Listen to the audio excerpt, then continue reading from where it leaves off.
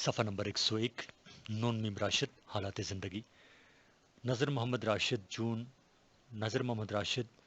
جو نون میم راشد کے کلمی نام سے مشہور ہوئے گجرانوالہ کے قصبے اکال گڑھ میں 1910 میں پیدا ہوئے اور اسی قصبے کے گورنمنٹ ہائی اسکول سے 1926 میں میٹرک کا امتحان پاس کیا۔ شعر کہنے کا شوق ورثے میں پایا تھا۔ والد راجہ افضل الہی بھی شعر کہتے تھے۔ 1926 میں اعلیٰ تعلیم کے لیے گورنمنٹ کالج لائل پور یعنی فیصل آباد میں داخلہ لیا اور 1928 میں یہاں سے انٹرمیڈیٹ کا امتحان پاس کر کے گورنمنٹ کالج لاہور میں داخلہ لے لیا، جہاں سے 1930 میں بی اے اور 1932 میں ایم اے اقتصادیات کے امتحانات پاس کیے۔ گورنمنٹ کالج لاہور میں کالج میگزین راوی کے اردو حصے کے ایڈیٹر رہے، جس میں ان کے کئی مضامین اور نظمیں شائع ہوئیں۔ کالج میں وہ بزم سخن کے سیکرٹری بھی تھے۔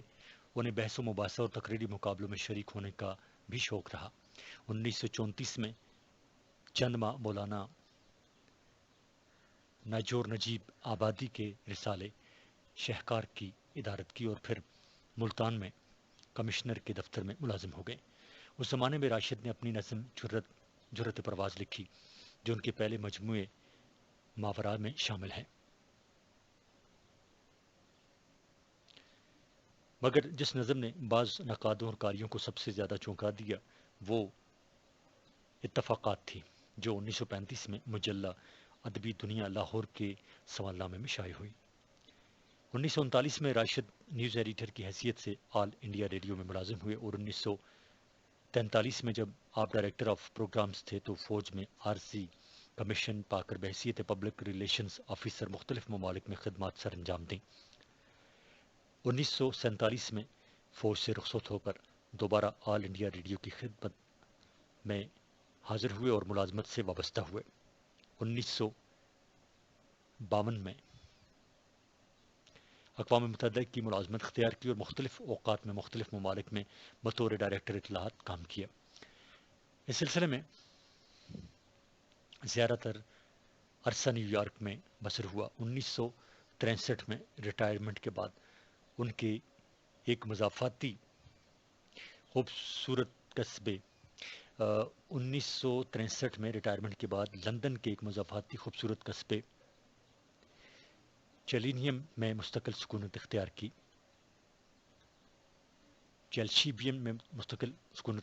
19 اکتوبر 1975 کو لندن میں انتقال کیا۔ مرنے کے بعد ان کی لاش کو جلا دیا گیا، ان کی میت کو جلا دیا گیا۔ بیوی کے مطابق اس کے لیے انہوں نے وصیت کی تھی، جبکہ حال ہی میں ان کی بیٹی نے اپنے مضمون میں اس وصیت کی تردید کی ہے۔ صفحہ نمبر 102 نون میم راشد کے مجموعے۔ نون میم راشد کے 4 شعری مجموعے جن کے نام یہ ہیں: الف ماورا، بے ایران میں اجنبی، جیم لا برابر انسان اور دال گمان کا ممکن۔ اردو نظم جس کی آبیاری میں انجمن پنجاب کے تحت مولانا حالی اور مولانا آزاد کے خون گرم کے علاوہ تبا تبائی اور اسماعیل میرٹھی کا پسینہ بھی کام آیا، لیکن جہاں نظم کے پودے کو شجر سایہ دار تک پہنچانے میں ترقی پسند تحریک سے وابستہ شاعروں کا کردار قابل تعریف ہے، وہاں نون میم راشد کی خدمات سے بھی کسی طرح صرف نظر نہیں کیا جا سکتا، جنہوں نے میرا جی اور مجید امجد کے ساتھ مل کر جدید نظم کے بانی ہونے کا شرف حاصل کیا اور نظم کے فکری انقلاب کے ساتھ ساتھ ہیئت اور علامت نگاری کے ایسے تجربات کیے جنہیں دیکھ کر عام عقل انسانی ورطۂ حیرت میں مبتلا ہوتی ہے۔ انہی تجربات اور نئے پن کی بنا پر راشد الزامات کی زد میں آ گئے اور وہ ملعون و ماتون بھی ٹھہرے، لیکن زمانہ سب سے بڑا ناقد اور قسوٹی ہے۔ چنانچہ بعد میں جب راشد کے کلام کا بغور جائزہ لیا گیا تو نقادوں نے ان کو آنکھوں پر بٹھایا اور جدید نظم کے پیشرو کا تاج ان کے سر پر رکھ دیا گیا، جس کے وہ بجا طور پر حقدار تھے۔ راشد کی نظم پڑھ کر یہ بات کھل کر سامنے آتی ہے کہ مشرقی زندگی میں ان کو تضادات، غربت کا دورہ اور منافقت کے بادل، جھوٹ دغا بازی کی بارش برساتے ہوئے نظر آتے ہیں، اور مشرق کے باسی اس بارش میں پوری طرح نہا چکے ہیں۔ اس لیے مغرب جا کر انہوں نے برملا یہ کہا کہ مشرق کا کوئی خدا نہیں ہے، دراصل ان کے کہنے کا مطلب خدا کے وجود سے انکار نہیں، بلکہ مشرقی ممالک کے دکھ دیکھ کر انہیں یوں لگتا ہے جیسے یہ اندھیر نگری ہو جہاں کا سماج ایک شتر بے مہار کی طرح ہے۔ یہاں نہ مذہب کی پاسداری ہوتی ہے، نہ اخلاقی احساس کی چنگاریاں کسی کے دل میں سلگ کر اسے تڑپنے پر مجبور کرتی ہیں۔ راشد کا ذہنی و فکری ارتقاء۔ راشد کی ابتدائی شاعری جو ماورا میں موجود ہے اس پر ایک قنوتی رنگ چھایا ہوا ہے جو آخر تک موجود ہے۔ شاعر کو زندگی میں حسن اور دلکشی نظر نہیں آتی، زندگی سے بیزاری اور بے اطمینانی جگہ جگہ نظر آتی ہے۔ راشد کو زندگی میں حسن اور دلکشی نظر نہیں آتی، زندگی سے بیزاری اور بے اطمینانی جگہ جگہ نظر آتی ہے، اور اس کے نزدیک یہ ایک زہر بھرا جام ہے۔ صفحہ نمبر 103۔ الہی تیری دنیا جس میں ہم انسان رہتے ہیں، غریبوں جاہلوں مردوں کی بیماروں کی دنیا ہے۔ یہ دنیا بے کسوں کی اور لاچاروں کی دنیا ہے۔ راشد کے ہاں محبت ایک تقاضا ہے، اور اس تقاضے کا پورے کرنے کے لیے آس پاس اور گرد و پیش پر نظر رکھنا ضروری ہے۔ وہ محبت میں داخلی اور خارجی حقائق کا بھی خیال رکھتے ہیں۔ ان کی نظم میں اسے واقف الفت نہ کروں بظاہر سادہ ہے، مگر اس میں زندگی کے داخلی اور خارجی پہلو نمایاں ہیں۔ سوچتا ہوں کہ بہت سادہ و معصوم ہے وہ، میں ابھی اس کو شناسائے محبت نہ کروں، روح کو اس کی اسیر غم الفت نہ کروں، اس کو رسوا نہ کروں، وقف مصیبت نہ کروں۔ ماورا میں راشد سکون کی تلاش میں ہیں، خواب کی بستی میں وہ خوابوں میں پناہ لینا چاہتے ہیں۔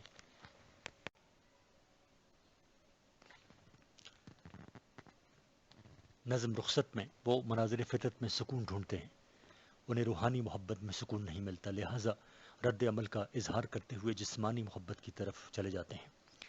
نظم مقافات ملاحظہ کیجیے۔ اے کاش چھپ کے کہیں ایک گناہ کر لیتا، حلاوتوں سے جوانی کو اپنی بھر لیتا، گناہ ایک بھی اب تک کیا نہ کیوں میں نے۔ راشد ماورا میں ایک عملی انسان کا تصور پیش کرتے ہیں۔ انہوں نے یہ بات واضح کی ہے کہ ہمیں اگر کچھ کرنا ہے تو عملی طور پر کرنا ہوگا۔ اجنبی عورت اور دریچے کے قریب نظموں میں وہ اس عمل کی طرف بڑھ رہے ہیں۔ نون میم راشد نے ماورا کی نظموں میں عملی زندگی گزارنے کا جو درس دیا ہے، ایران میں اجنبی میں اس درس کو اور بھی آگے بڑھایا ہے۔ ایران میں اجنبی کی نظمیں ماورا سے بھی اعلیٰ ہیں۔ راشد نے جو کچھ ماورا میں سوچا تھا اس کی وضاحت انہوں نے ایران میں اجنبی میں کی۔ انہوں نے اپنی سوچ یہاں آ کر بہت واضح کر دی ہے۔ ماورا میں سوچ محدود تھی، اب یہاں ان کا تصور انقلاب پھیل جاتا ہے۔ راشد ایک طرف مشرق کا زوال بیان کرتے ہیں اور دوسری طرف انقلابی کیفیات کو واضح کرتے ہیں۔ سومنات نمرود کی خدائی اس معاملے میں ان کی نمائندہ نظمیں ہیں۔ صفحہ نمبر 104۔ نئے سرے سے غضب کی سج کر اجوزا سومنات نکلی، مگر ستم پیشہ غزنوی اپنے حجلے خاک میں ہے خندہ۔ ایران میں اجنبی نہ تو ایران کا سفرنامہ ہے اور نہ ایران کے بارے میں شاعر کے ذاتی تاثرات، بلکہ یوں کہنا چاہیے کہ ملکی حدود سے نکل کر راشد نے ایران میں مشرق و مغرب کی کشمکش کو اور بھی قریب سے دیکھا ہے۔ لا برابر انسان سے لے کر گمان کا ممکن تک میں نئے انسان کے تصورات پائے جاتے ہیں، لیکن اس انسان کے تعارف کے ساتھ ایک اور سلسلہ پیدا ہو جاتا ہے جہاں راشد عالمی سطح پر سوچنے کے بعد اور بہت زیادہ معلومات حاصل کرنے کے بعد الجھنوں کا شکار ہو جاتے ہیں۔ یہاں وہ ایک عالمی سطح کے انسان کے بارے میں کہہ رہے ہیں، لیکن ان کے پاس اس انسان کے لیے کوئی واضح مستقبل نہیں ہے، وہ یہاں کنفیوز ہیں۔ اب یہاں سے راشد کائنات کی طرف چلے جاتے ہیں اور پھر ان کا رابطہ خدا سے ہو جاتا ہے، لہٰذا یہاں ایک واضح تصور نہ ملنے کی وجہ سے راشد ابہام کا شکار ہو گئے ہیں۔ اب وہ راستوں میں بھٹک رہے ہیں، اس طرح وہ ایک مقام پر پہنچ کر بے معنی ہو جاتے ہیں۔ لا برابر انسان سے لے کر گما کا ممکن تک ابہام ہی ابہام ہے۔ راشد کا جو تعلق خارجی دنیا سے تھا وہ تعلق یہاں کٹ جاتا ہے۔ اسرافیل کی موت ابہام کی نمائندہ نظم ہے۔ مرگ اسرافیل سے دیکھتے رہ جائیں گے دنیا کے آمر بھی، زبان بندی کے خواب جس میں مجبوروں کی سرگوشی تو ہو، اس خدا بندی کے خواب۔ زندگی سے ڈرتے ہو اور میرے بھی ہیں کچھ خواب، رجائیت کی دو آخری آوازیں ہیں۔ اس کے بعد راشد ڈوب جاتے ہیں اور مایوسی کی طرف چلے جاتے ہیں اور صرف اپنی ہی ذات میں مقید ہو جاتے ہیں۔ راشد نے جو خواب دیکھے تھے ان کا بھرم ٹوٹ گیا اور وہ بے یقینی کی دلدل میں پھنس گئے ہیں۔ راشد آخر میں مایوس ہو کر طنزیہ شاعری بھی کرتے ہیں۔ تعارف نظم میں بے عمل لوگوں پر طنز کیا ہے، صفحہ نمبر 106، صفحہ نمبر 105۔ راشد کا تصور انسان۔ راشد کا انسان جدید معاشرے کا، جدید تعلیم و تہذیب کا اور جدید مادی دور کا ایک انتشار پسند انسان ہے جس کو اس سماج نے مایوسی دی اور بے یقینی سے ہمکنار کیا۔ بقول وزیر آغا، ان کے قدم زمین پر نہیں ہیں بلکہ وہ زمین سے ہٹ کر خلا میں کھڑا ہوا انسان ہے۔ راشد کے انسان کے نزدیک بہت سے حقائق بے معنی ہو چکے ہیں، انہوں نے بہت سی چیزوں سے رابطہ توڑا ہے اور وہ حال کے تقاضوں میں زندہ ہیں اور اس کی نظر مستقبل پر ہے۔ ان کا رابطہ ماضی سے نہیں ہے، روایت سے نہیں ہے، مذہب سے نہیں ہے، اخلاقی و تہذیبی اقدار سے نہیں ہے۔ راشد کا انسان جدید سائنس کا انسان ہے۔ راشد کا بنیادی موضوع مشرق ہے۔ مشرق اور مغرب کے درمیان وہ ایک اکائی کو دریافت کرنا چاہتے ہیں اور ان کی یکجائی کرنا چاہتے ہیں۔ اس مقصد کے لیے وہ ایسے انسان کی خواہش رکھتے ہیں جو باعمل ہو، پھر کہیں جا کر مشرق مغرب کے ساتھ مل سکتا ہے۔ راشد نے بے عمل انسانوں پر جو صرف تن آسانی اور آرام طلبی کو ترجیح دیتے ہیں، ظلم، نظم، تحرف میں بہت گہرا طنز کیا ہے۔ اجل ان سے مل کہ یہ سادہ دل، نہ اہل صلاۃ اور نہ اہل شراب، نہ اہل ادب اور نہ اہل حساب، نہ اہل کتاب، نہ اہل کتاب اور نہ اہل مشین، نہ اہل خلا اور نہ اہل زمین، فقط بے یقین۔ اجل ان سے مت کر حجاب، اجل ان سے مل۔ اس کے علاوہ راشد ایک اور نظم زندگی سے ڈرتے رہو میں ایک ایسے انسان کا تصور پیش کرتے ہیں جو ڈرتا نہیں ہے، حالات کا مقابلہ کرنا جانتا ہے اور ڈٹ کر مقابلہ کر سکتا ہے۔ زندگی سے ڈرتے رہو، زندگی سے ڈرتے ہو، زندگی تو تم بھی ہو، زندگی تو ہم بھی ہیں۔ آدمی سے ڈرتے ہو، آدمی تو تم بھی ہو، آدمی تو ہم بھی ہیں۔ آدمی زباں بھی ہے، آدمی بیاں بھی ہے، اس سے تم نہیں ڈرتے۔ راشد کا موضوع جب نیا انسان بن گیا تو ان کی شاعری میں ابہام پیدا ہو گیا ہے۔ اب راشد کا موضوع وہ انسان ہے جو روز بروز ٹوٹ رہا ہے، صفحہ نمبر 106، اور وہ انسان ہے جو وجود کے معنی کھو چکا ہے۔ راشد یہاں ایک سوال اٹھاتے ہیں کہ انسان کی قیمت کیا ہے؟ انسان کائنات کا گم شدہ ہندسہ ہے اور ہمیں اس کی تلاش کرنی ہوگی، لیکن اس موضوع پر راشد کے ہاں انتہائی ابہام ہے۔ حسن کوزہ گر نظم انسان کی حقیقت تلاش کرنے کی کوشش ہے۔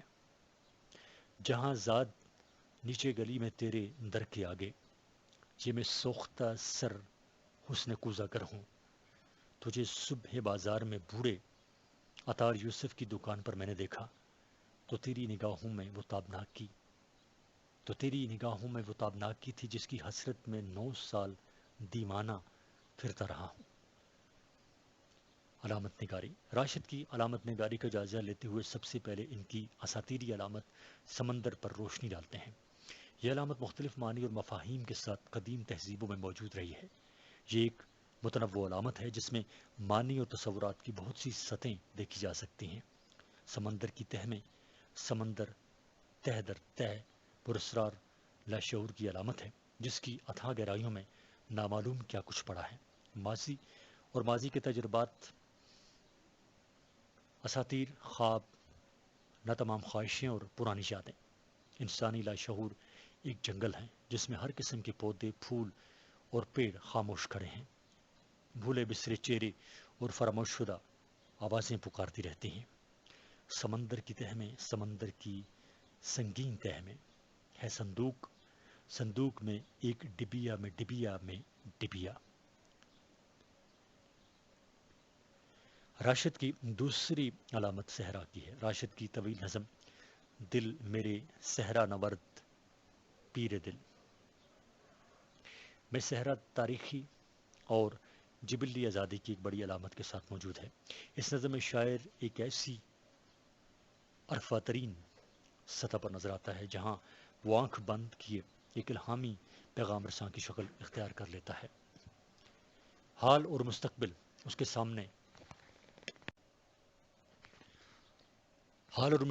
سامنے دست بدستہ کھڑے ہو جاتے ہیں اور وہ نئے آدم کی بشارت کی خوشخبری دیتا ہے. اور ریت کے بارے میں وہ لکھتے ہیں صفحہ نمبر 107. ریگ صبح عید کے ماند زرتاب و جلیل ریگ صدیوں کا جمال. راشد کی شاعری میں ایک اہم اور بھرپور علامت آگ کی ہے جو تیسری دنیا میں آزادی اور حریت کی للکار بھی بنتی ہے اور اس کے ساتھ انسان کی تہذیبی لاشعور کو بھی پیش کرتی ہے. گما کا ممکن میں آگ سے علامت نئی آگ کی ایک علامت بنتی ہے جو مقدس اور پرسرور ہے. یہ نئی آگ نئے آدمی کی علامت ہے. نیا آدمی جو روایت شکن ہے، ماضی سے بیزار ہے. نیا آدمی حال کو تبدیل کر کے ایک جہاں تو تخلیق کرنا چاہتا ہے. یہ جہاں نے نو آزادی، حریت، مساوات اور اعلیٰ انسانی اقدار سے مرتب ہوگا. نئی آگ دل ناتواں کی نئی آگ سب کا سرور. نئی آگ سب سے مقدس ہمیں. نئی آگ ہر چشم و لب کا سرور. نئی آگ سب کا سرور. سمندر، آگ اور صحرا کے علاوہ راشد کی شاعری میں اور بھی کئی قسم کی علامتیں ہیں جن میں آئینہ، دروازہ، پیڑ، دیو، مندر اور جنگل وغیرہ قابل ذکر ہیں. راشد کی علامتوں کی بہتر تفہیم کے لیے ایک تو ان کے تہذیبی لاشعور تک رسائی ضروری ہے اور دوسرے ان کے عہد کے سماجی اور سیاسی شعور کے عمل سے گزرنا ضروری ہے. کردار نگاری. راشد کی شاعری کو ایک محدود سطح پر ہم کرداری شاعری بھی کہہ سکتے ہیں. ماورا میں کچھ کردار ہیں جو کہ میں کے سیغہ واحد متکلم میں نظر آتے ہیں. رقص، خودکشی، انتقام میں ایسے کردار پائے جاتے ہیں جن میں بطور کردار استعمال ہوا ہے. یہ کردار متنوع نہیں ہیں اور محرومی کا شکار ہیں اور لوگوں کے اپنے مسائل اور المیہ ہیں اور یہ مسائل پھیلے ہوئے نہیں ہیں. نظم رقص کا یہ بند پڑھیے صفحہ نمبر 108.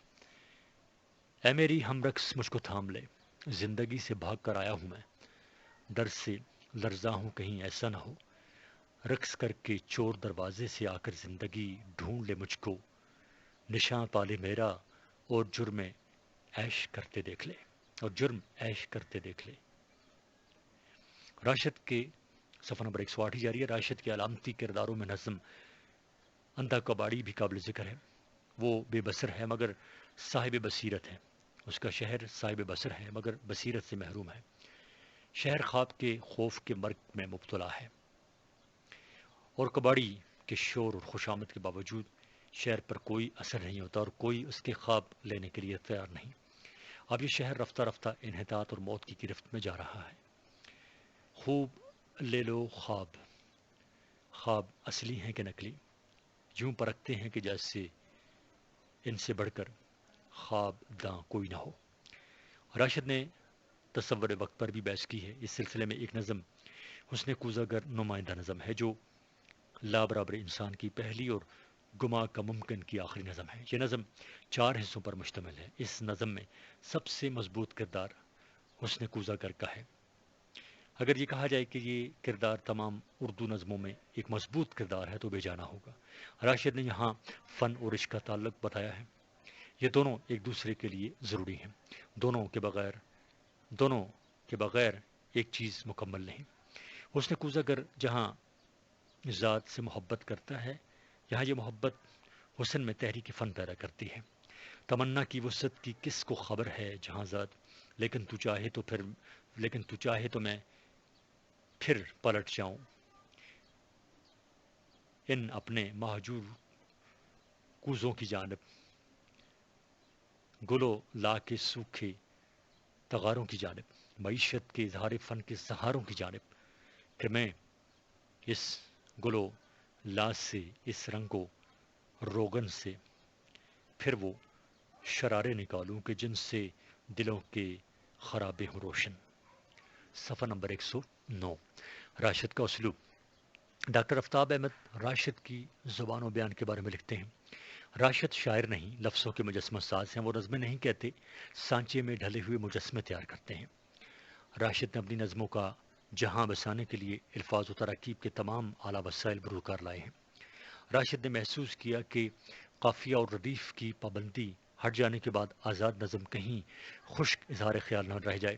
اس لیے راشد نے اپنی نظموں میں بعض بہت خوبصورت برمحل تشبیہات بھی استعمال کی ہیں. یہ تشبیہیں نئی طرح کے ٹھوس حقائق سے ابری ہیں، جبکہ استعارہ کے حوالے سے راشد ایک معنوی نظام تشکیل دیتے ہیں. بعض اوقات نظم خود استعارہ بن جاتی ہے. عشق کا ہی جان آدھی رات اور تیرا شباب، تیری آنکھ اور میرا دل، عنقبوت اور اس کا بیچارہ شکار. راشد تلمی کا استعمال بھی کرتے ہیں. جدید دور میں تلمی کا استعمال بہت کم شاعروں نے کیا ہے. راشد کے ہاں پورا ایک تلمیحاتی نظام موجود ہے. راشد کا شعور تلمی کے بغیر مکمل نہیں ہوتا. اس میں کچھ تلمیحات تاریخی اور کچھ دیو مالائی ہیں. صبا ویران، اسرافیل کی موت وغیرہ اس سلسلے میں ان کی نمائندہ نظمیں ہیں. مرگ اسرافیل پر آنسو بہاؤ، وہ خداؤں کا مقرب دو خداوند کلام. وہ خداؤں کا مقرب، وہ خداوند کلام، صورت انسانی کی روح جاویداں، آسمانوں کی ندائے بے کرام. راشد کی نظم پر فارسیت کا غلبہ ہے، لیکن ان کا کمال یہ ہے کہ فارسی کی ڈھلی ڈھلائی تراکیب فارسی زبان کے سے اردو میں اس طرح منتقل کی ہیں کہ وہ اردو ہی کا حصہ قرار پائی ہیں. راشد کے ہاں جزداں ہرمن، سرزمین انجم، جلوہ گہراز، فردوس سے گمگشتہ، ملائے رومی، مجذوب شیراز، سمرقند و بخارا، دیوتا وغیرہ کی تراکیب ملتی ہیں. ابتدائی شاعری میں راشد کے اسلوب پر اختر شیرانی اور اقبال کا اثر بہت نمایاں ہے. مثلا نظم میں صفحہ نمبر 110، اسے نظم میں اسے واقف الفت نہ کروں پر اختر شیرانی کا اثر نمایاں ہے، اور یوں لگتا ہے کہ یہ نظم راشد کی نہیں ہے. سوچتا ہوں کہ محبت ہے جوانی کی خزاں، اس نے دیکھا نہیں دنیا میں بہاروں کے سوا، لکھا تو نور سے لبریز نظاروں کے سوا، سبزہ زاروں کے سوا اور ستاروں کے سوا. اصل چیز جو راشد کی پہچان ہے وہ کہانی کا اسلوب ہے. ان کے لب و لہجے میں، اس کی زبان میں، ان کے لب و لہجے میں، ان کی زبان میں اور اسلوب میں راشد ایک داستان کو نظر آتے ہیں. خاص کر لا برابر انسان اور گماں کا ممکن میں یہ اسلوب زیادہ مضبوط ہے. مثلا حسن کوزہ گر اور ابو لہب کی شادی اس بارے میں نمائندہ نظمیں ہیں.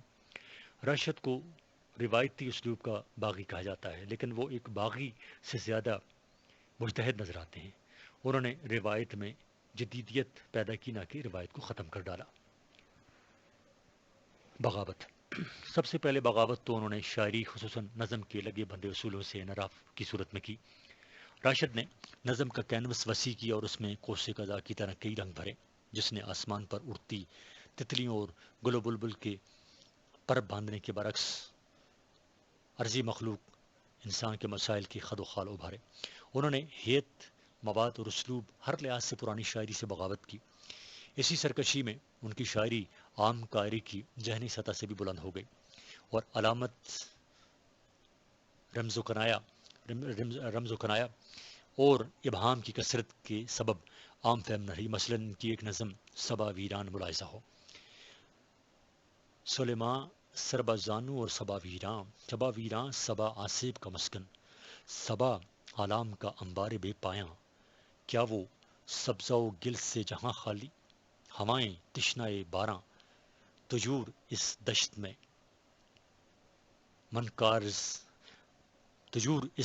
میں منکار زیر پر، تو سرمائے درے گلو انسان، سلیماں سربائے زانو اور صبا ویراں. صفحہ نمبر 111. راشد کی بغاوت کے بارے میں کرشن چندر کا خیال ہے کہ منفی نقطہ نگاہ سے راشد ایک صحیح باغی شاعر ہیں. نئی روش اختیار کر کے پرانے راستوں کو خیر بات کہنے والے شاعر کو عموماً بدراہ قرار دیا جاتا ہے۔ چنانچہ یہی لیبل راشد پر بھی لگایا گیا اور یہ کہا گیا کہ ان کی نظم مبہم ہے اور ان کا ابلاغ نہیں ہوتا، لیکن وہ باد سموم کے ان جھونکوں سے بالکل متاثر نہ ہوئے، اس لیے آج انہیں روایت شکن کے لقب سے یاد کیا جاتا ہے۔ اردو نظم میں علامت نگاروں کے پہلے واضح نقوش بھی راشد کے ہاں دکھائی دیتے ہیں۔ راشد کے داخل سے جب بغاوت کا لاوا نکلتا ہے تو کہونگی کہ تمام تصورات کو راکھ کے ڈھیر میں تبدیل کر دیتا ہے، اور رفتہ رفتہ اس لاوے سے نکلنے والے شرارے شعلے بن کر آسمان تک پہنچتے ہیں، اور غیر اللہ کو پھونک ڈالنے کے بعد بغاوت کی آخری حدود کو پھلانگتے ہوئے وہ خدا کے حضور میں بھی گستاخی کے مرتکب ہو جاتے ہیں، اور ایسے شعر کہتے ہیں جن میں مذہب، تصوف اور تصورات کا مذاق اڑایا جاتا ہے۔ اس کے علاوہ راشد مشرق کے مروجہ تصور محبت کا بھی باغی ہے۔ محبوب کی یاد میں آؤ فغاں کر کے اختر شماری کرنے اور حسن کو ہاتھ لگاتے ہی میلا ہو جانے کی روایات اور تصورات کو انہوں نے یکسر باطل قرار دیا، اور آرزوؤں سے تقدیر پھیرنے اور پیش یار تقریر کرنے کی بجائے جسمانی لمس کو محبت کی معراج قرار دیا۔ انہوں نے محبت میں حاصل ہونے والی اس روحانی تسکین کا اعتراف نہیں کیا جو اس کی مادی کیفیات کو بھی ایک جواز فراہم کرتی ہے۔ روحیں مل سکتی نہیں تو یہ لب ہی مل جائیں، آئسی لذت جاوید کا آغاز کریں۔ پروفیسر نزی تبسم ایک جگہ ارشاد فرماتے ہیں کہ راشد کے کلام میں بغاوت کا زاویہ نمایاں نظر آتا ہے۔ وہ غیر ملکی استعمار اور غاصب اور اجنبی حکومت کے خلاف نفرت اور سرکشی کا اظہار ہے، اور یہی زاویہ ان کی شاعری کا ایک اہم ترین عنصر ہے۔ صفحہ نمبر 112۔ اور یہ ایک حقیقت ہے کہ انہوں نے اکبر یا اقبال کی طرح محض غیر ملکی تہذیب یا حکومت کی مذمت نہیں کی، بلکہ ایک باغی سپاہی کی طرح دشمن سے انتقام لینے کی بھی ٹھانی، اور جہاں بس چلا ہے اپنے انتقام کے زہر کو دشمن کی رگوں میں اتارا ہے۔ مثلاً ایک نظم بے کراں رات کے سناٹے میں وہ فرماتے ہیں، ایک لمحے کے لیے دل میں خیال آتا ہے تو میری جان نہیں بلکہ ساحل کے کسی شہر کی دوشیزہ ہے، وہ تیرے ملک کے دشمن کا سپاہی ہوں میں۔ فرار۔ راشد کے کلام میں بغاوت کے ساتھ فرار کا غالب عنصر بھی ملتا ہے۔ تقریباً ہر حساس انسان اپنے معاشرے میں فٹ ہوتا ہے، آگہی کا کرب اسے کبھی بھی چین سے نہیں رہنے دیتا، چنانچہ اکثر اوقات وہ دنیا سے منہ موڑ کر رائے فرار اختیار کر لیتا ہے۔ اسی فرار کے کئی راستے ہیں۔ غالب جیسے نابغہ روزگار کو یکگنا بے خودی کے لیے میں کا سہارا لینا پڑا۔ اختر شیرانی اور ساغر صدیقی بھی غرق میں ناب ہو گئے۔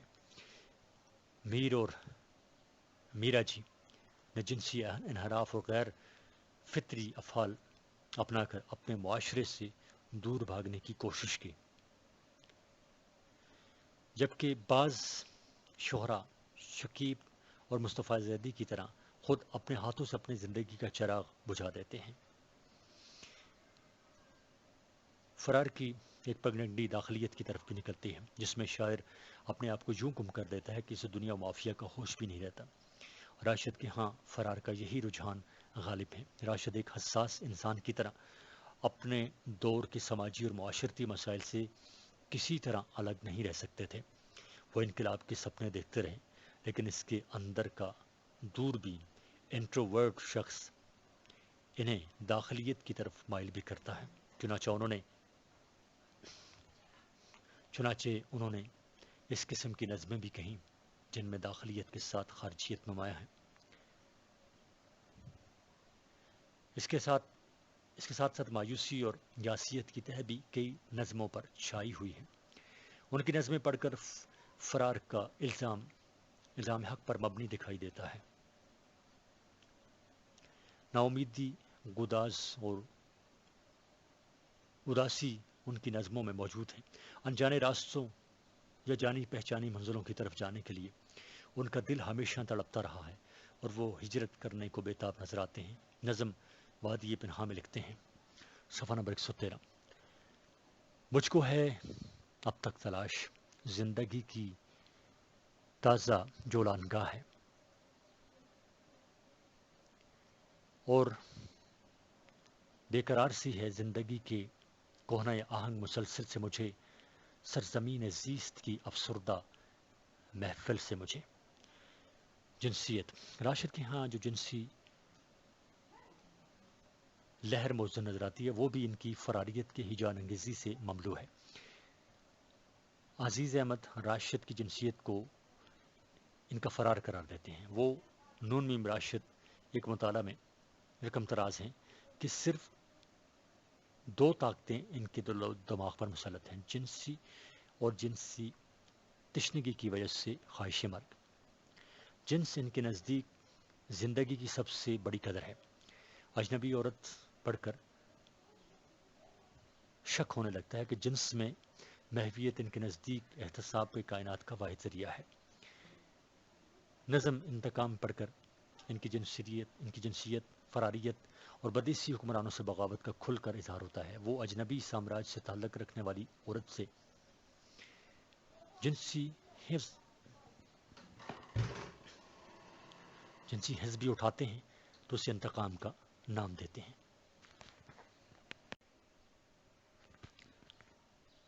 وہ اجنبی سامراج سے تعلق رکھنے والی عورت سے جنسی حس بھی اٹھاتے ہیں تو اسے انتقام کا نام دیتے ہیں۔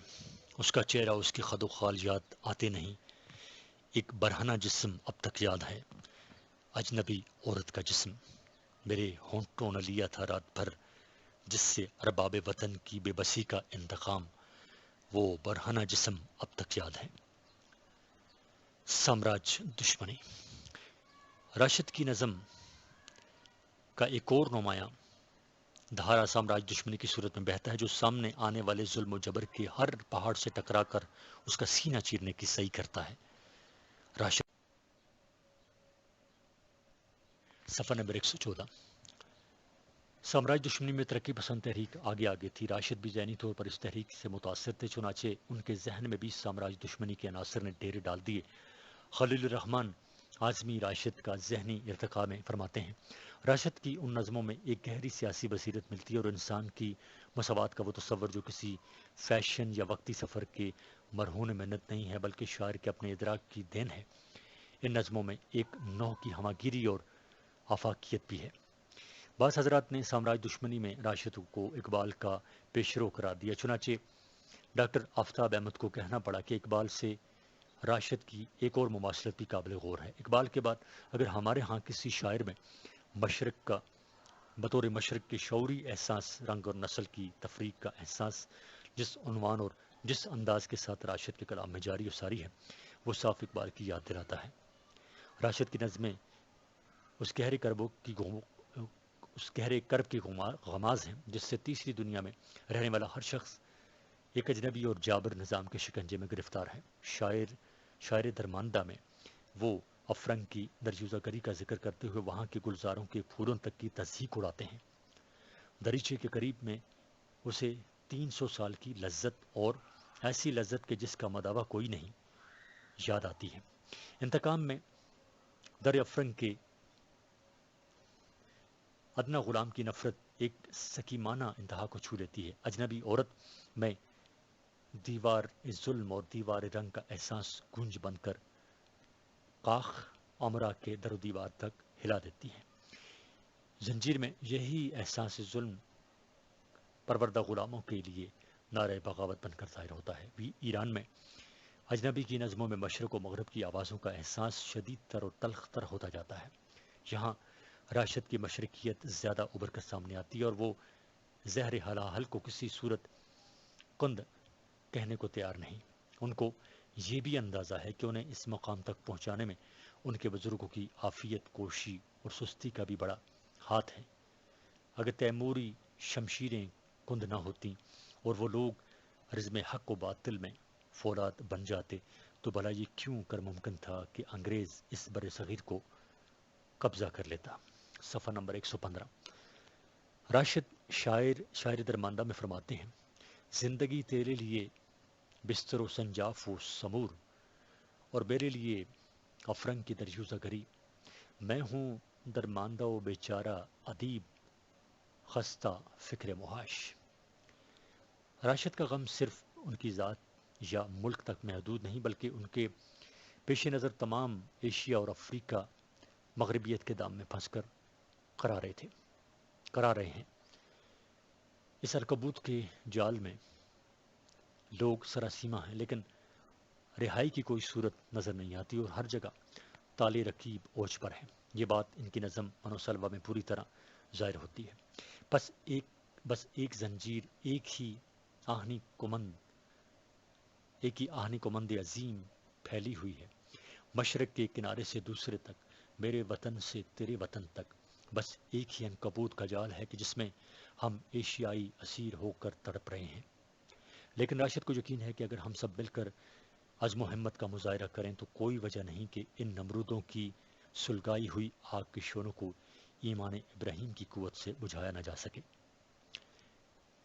تیل کے سوداگر جیسی نظموں میں وہ اس کا اظہار ایسے انداز سے کرتے ہیں کہ اگر ہم نے مل جل کر ایک دوسرے کے ہاتھوں میں ہاتھ دے کر جد و جہد کی تو پھر ہمالیہ اور الوند کی چوٹیوں سے آزادی کا خورشید طلوع ہو کر رہے گا۔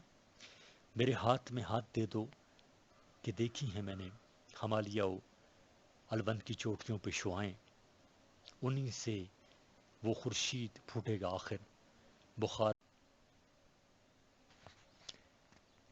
تیل کے سوداگر جیسی نظموں میں وہ اس کا اظہار ایسے انداز سے کرتے ہیں کہ اگر ہم نے مل جل کر ایک دوسرے کے ہاتھوں میں ہاتھ دے کر جد و جہد کی تو پھر ہمالیہ اور الوند کی چوٹیوں سے آزادی کا خورشید طلوع ہو کر رہے گا۔ میرے ہاتھ میں ہاتھ دے دو کہ دیکھی ہیں میں نے ہمالیہ و الوند کی چوٹیوں پہ شعائیں، انہی سے وہ خورشید پھوٹے گا آخر بخار اور سمرقند بھی سال ہا سال سے جس کی جرت کی درجو زگر ہے۔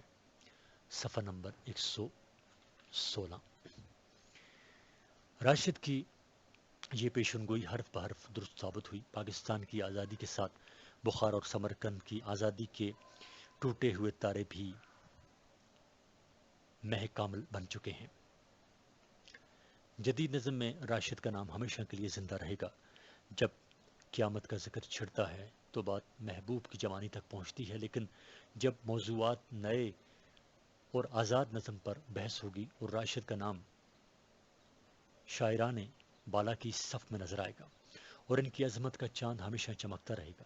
ڈاکٹر انور صدیق کے بقول راشد غالب اور اقبال کی طرح عہد ساز شاعر تھے۔